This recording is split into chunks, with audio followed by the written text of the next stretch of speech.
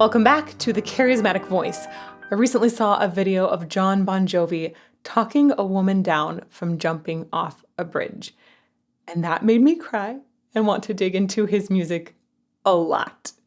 Although I have heard Bon Jovi in passing before, I've never done a deep dive analysis. So let's get to it. But first, a quick message about our sponsor for today's video. As most of you know, I will not agree to advertise a product unless I have used it myself and can wholeheartedly recommend it to others without reserve. This channel has passed up hundreds of thousands of dollars because I refuse to budge on this standard. One of the products I've agreed to advertise the most on this channel is BetterHelp, an online therapy service.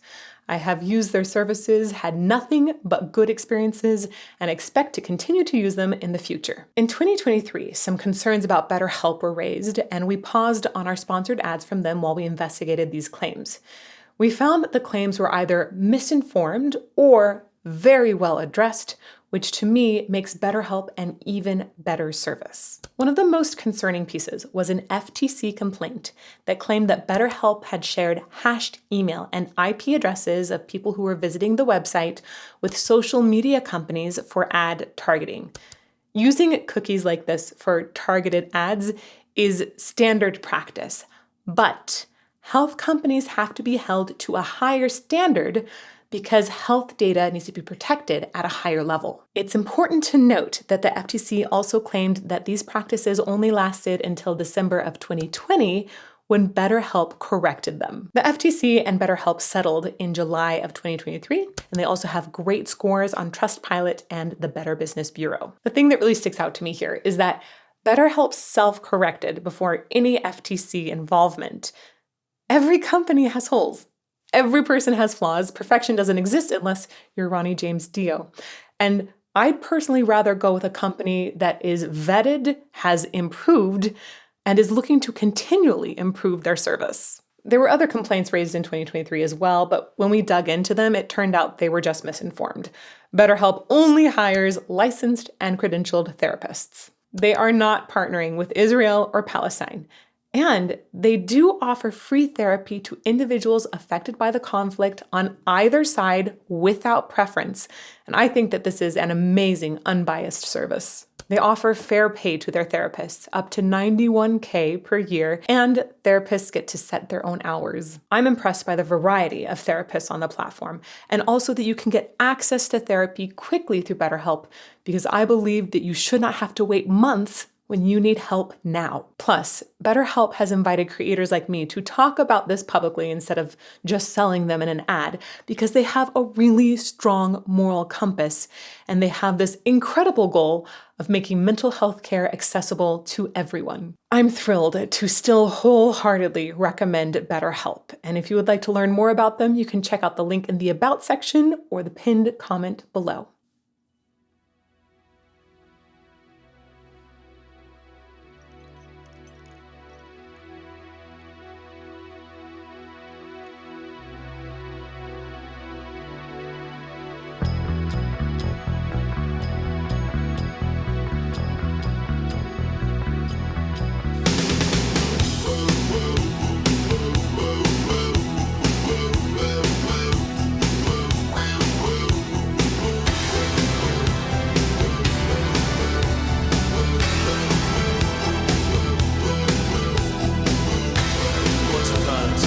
This is fascinating.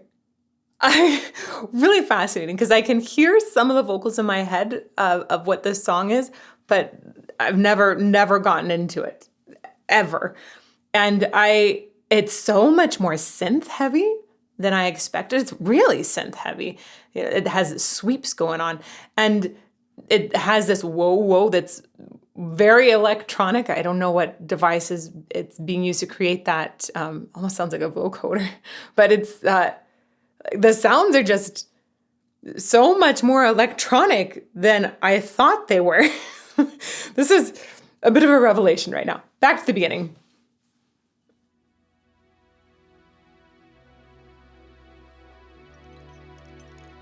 And wind chimes?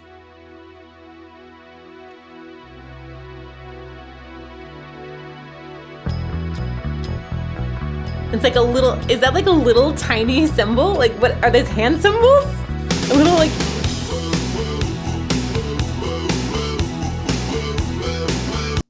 I honestly have never taken note of this whoa whoa thing ever. When hearing this song in passing, I didn't know that existed.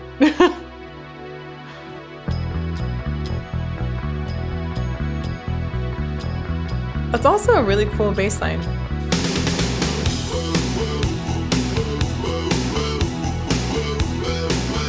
That follows the whoa woes.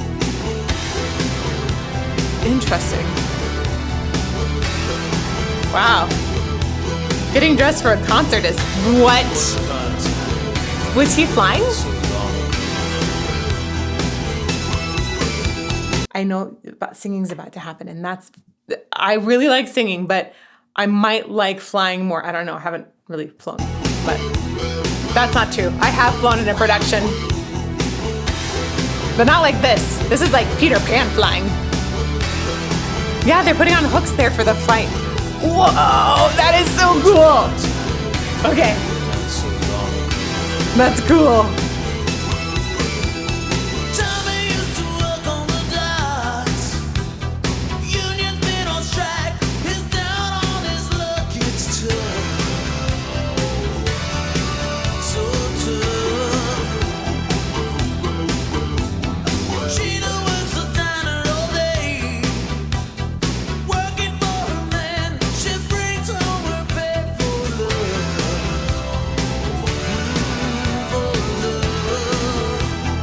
Just so y'all know, if I'd heard this song so far, I still would not know what song it is. It's very, very unfamiliar. His vocal entry is so connected. It's like you hear him prepare and sing from his gut. There's this thing that singers always say, like, oh, I wasn't on my connection, or I wasn't connected, I wasn't hooked up. What they're talking about is this relation between essentially breath pressure that's right underneath their vocal folds that's going to help the phonation start. And often there's a feeling of like like it can be a string or just some sort of system that feels like it's connected to a lower place in their respiratory support. So the lowest would be all the way down to our pelvic floor. Miles Kennedy talked at one point in an interview about like tapping on the P muscle. I know that sounds a little weird to y'all, but that is the lowest pelvic floor muscles that men especially can really engage to help with the support of breath for singing. It is totally fascinating to me that we have the same method of support for extreme metal and rock singers that we do in opera. Both legendary singers from both genres, all these genres actually, will talk about needing that super, super low support for incredible belted high notes. Let's go back to this entrance.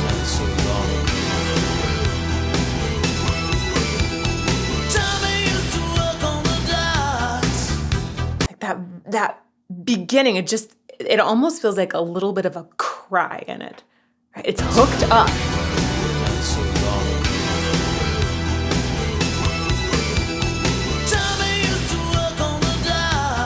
And it's a good line.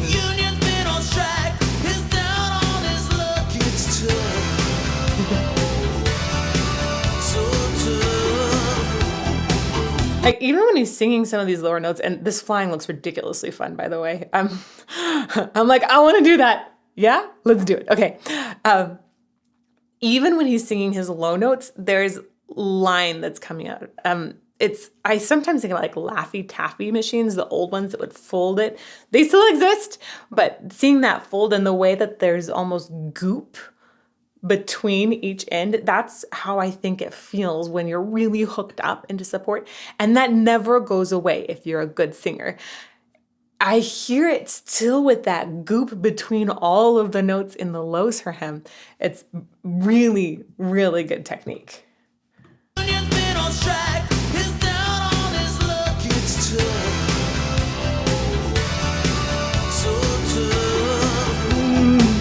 Yeah. right, here's that line.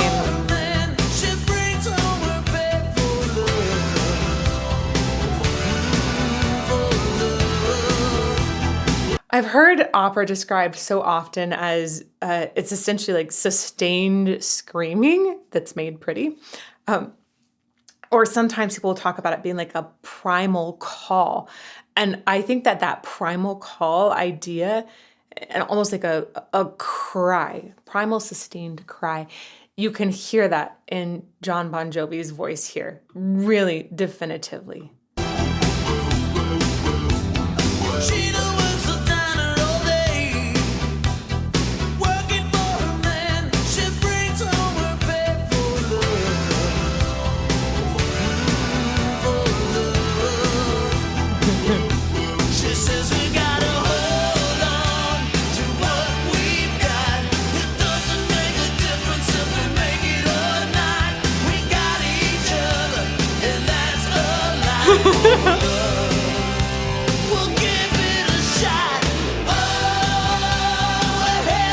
All right, that's the part where they went to, oh, we're halfway there. I know, okay, where that goes. I've heard that part.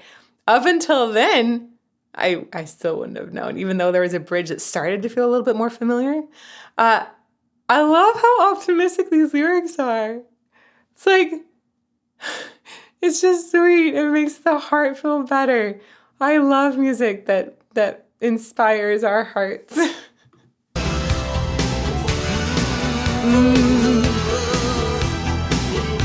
She says we gotta hold on to what we've got. It doesn't make a difference if we make it or not. We got each other, and that's a lot more love. I'd wanted to say one more thing before we get into the chorus, and that is I love that this music video is showing the camaraderie between the band.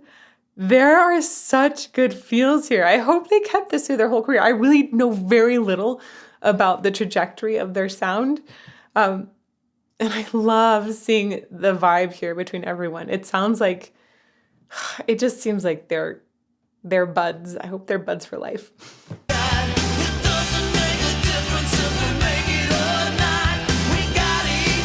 I also really like that harmony. Perfectly balanced.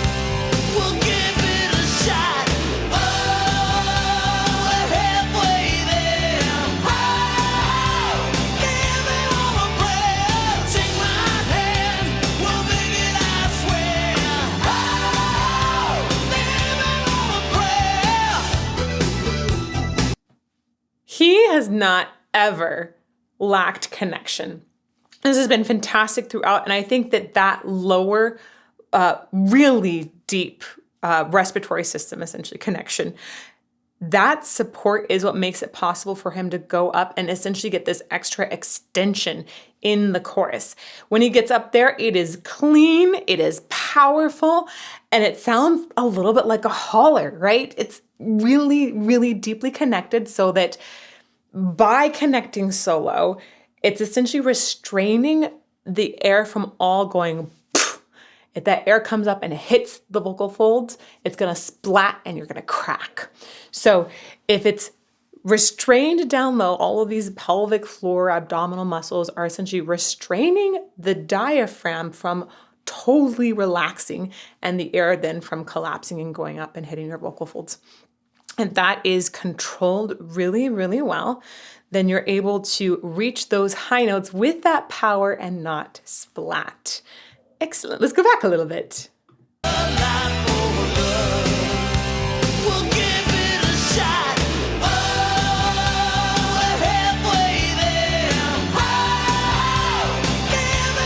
I love the chorus.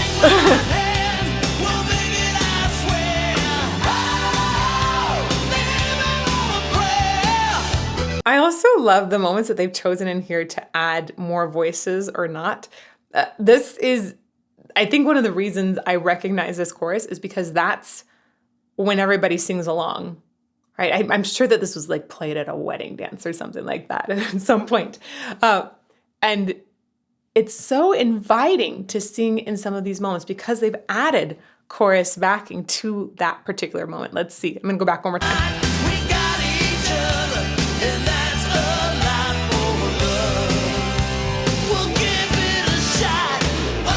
There's chorus there, right there. Again, chorus. Oh, not there. And then here on the O's. That's awesome. I can't believe I never noticed this like lower whoa whoa sound before. It's the kind of thing that maybe doesn't come as clearly over a speaker system. I don't know. It's just not, it's not something that I've ever noticed. I think this song probably mostly made an impact when everybody was singing along. That's fascinating. That's such a cool way of maintaining a sort of vocal bass line throughout.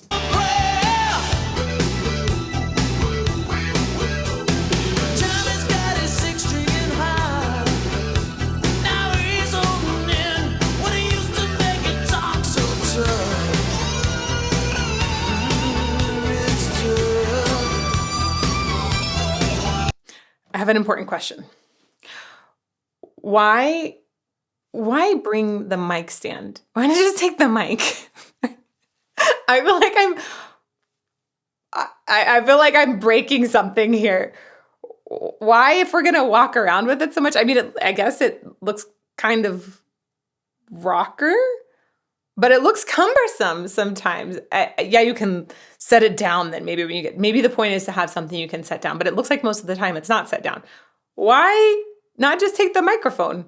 Can you guys enlighten me here in live chat? I see tons of people do this. Is it for looks? As somebody who never used a microphone much, every now and then there'd be like an outdoor concert or something like that where we'd use microphones. Or there'd be microphones used for recording, but not for amplification to a stadium or to the theater, right? What's the appeal of dancing, let's say, with the mic stand? Is it for fun?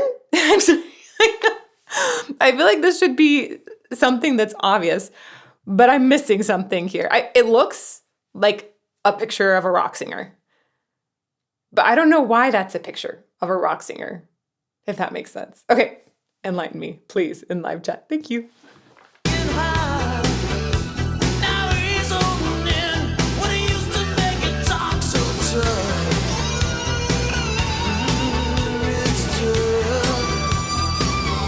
I love how much focus is in his lower voice there. When you think about the top and how it's so incredible and present, a lot of times when you get that amazing high, you start to lose some of the lows in the voice. And it's so available and almost like bubbly in the low here for him.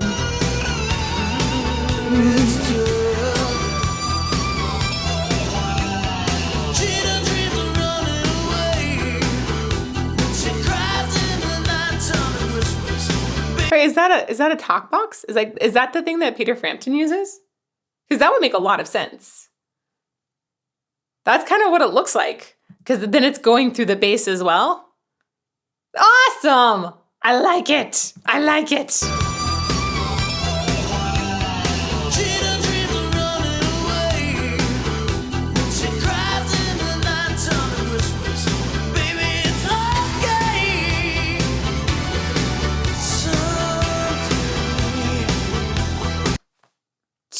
Great examples of different tone qualities that you can achieve while staying connected the whole time. He's got to be one of the most hooked up rock singers I've heard. It reminds me a bit of Dio, who for me is just like perfection.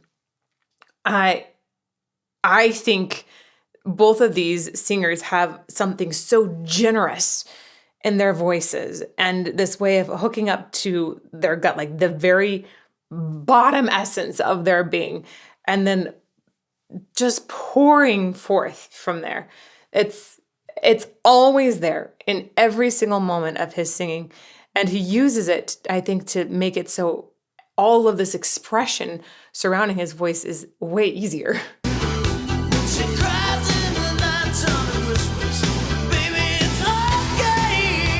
That's so helpful to have the support for that high note. And then the way he leans into this S, some. If you lean into a constant like that before opening up into the vowel, that can actually help to establish that connection extra.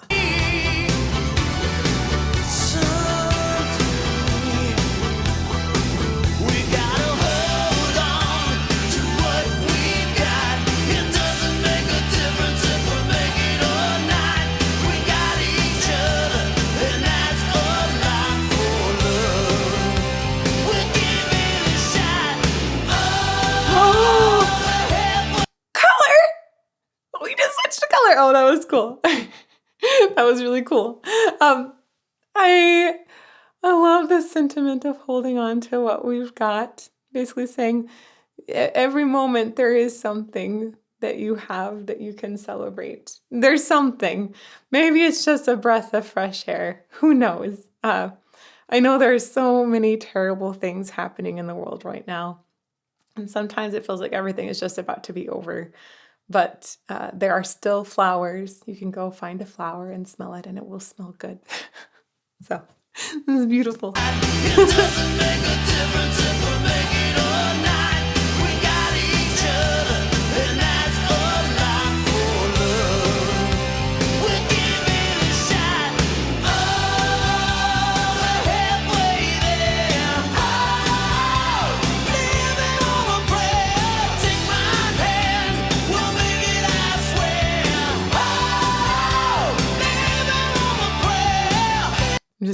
I have to say that in that chorus, my favorite moment was when he took the mic. It was like, okay, you guys, you sing. It's so clearly meant to be something that everybody sings together. This celebration of optimism together, saying we can make it. Ah.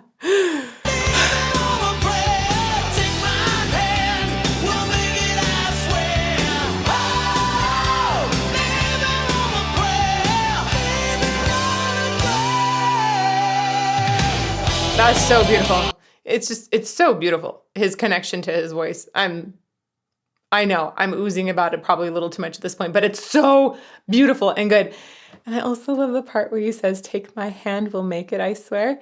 I was like, is that what he said to the woman on the bridge? This literally happened. That's gorgeous. This is a person who cares deeply about human existence and fulfillment. And I feel that has been spread through this song and through his everyday life. Brilliant.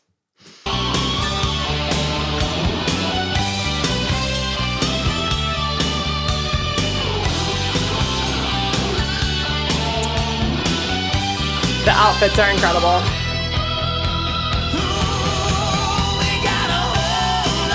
Ooh.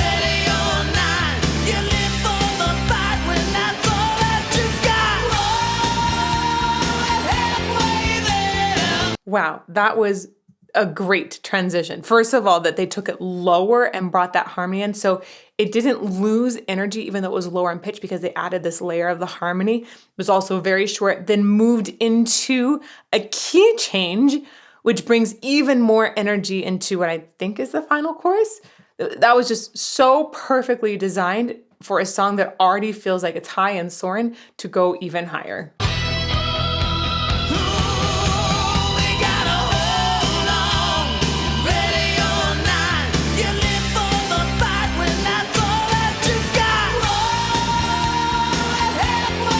Such a good key change.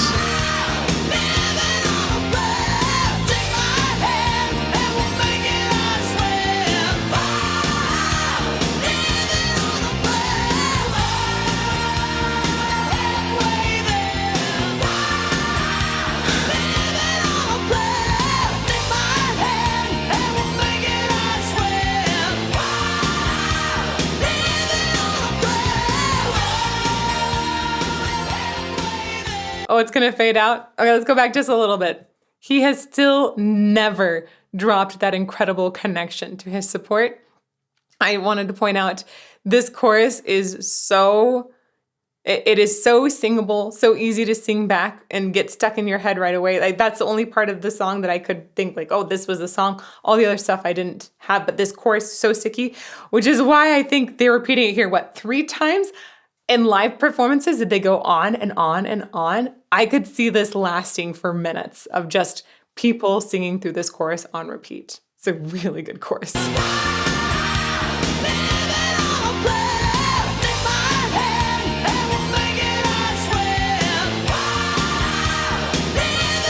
It's so high in his voice and so connected.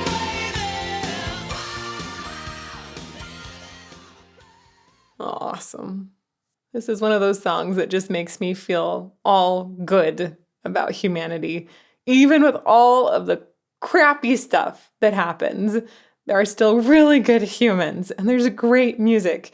And I think our community has a lot of that. So thank you to all of you who've been recommending Jon Bon Jovi. Thank you for diving with me into this song, and I hope that this made your heart feel a little bit lighter for the day. If you'd like to see some more analysis of uplifting songs, check out this playlist over here, and may you fall more in love with music every day.